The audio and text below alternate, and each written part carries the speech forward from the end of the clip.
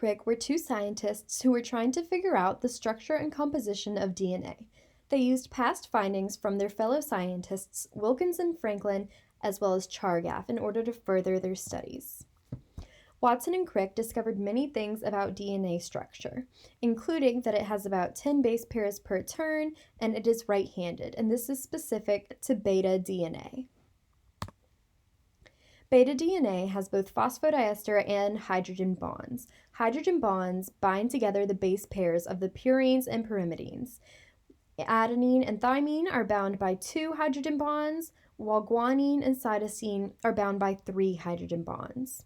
The phosphodiester bonds help to make the sugar phosphate backbone. The reason that DNA stays bound together is because it is antiparallel and it is in a platonic coil. This, along with the hydrophobic center caused by the base pair stacking, keeps DNA together. Here we have the purines and the pyrimidines, as well as the phosphate backbone. We also have the base pairs, as you can see, C and G with 3 hydrogen bonds, A and T with 2 hydrogen bonds, and the anti-parallel strands. We have 3 to 5 and 5 to 3.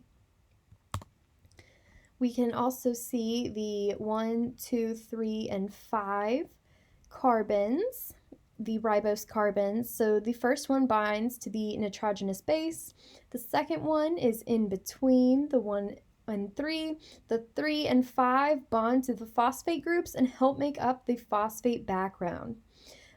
You can also see the minor and major grooves as well as the base stacking. The handedness is the way that the DNA is coiled. This is coiled to the left, and so this is left-handed.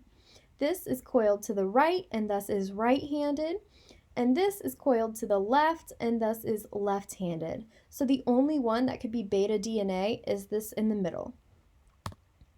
The destabilizing forces in DNA are the 2 phosphate backbones. They both contain a negative charge and thus repel each other. What happens if we place salt in? Well, salt will help to neutralize the negative charges of the phosphate backbone. And so we have here 2 negative charges with a wide gap because they're repelling. And then once they are neutralized, they're closer together, so they are more stable. The higher stability of DNA makes the TM time even longer because it is harder to denature.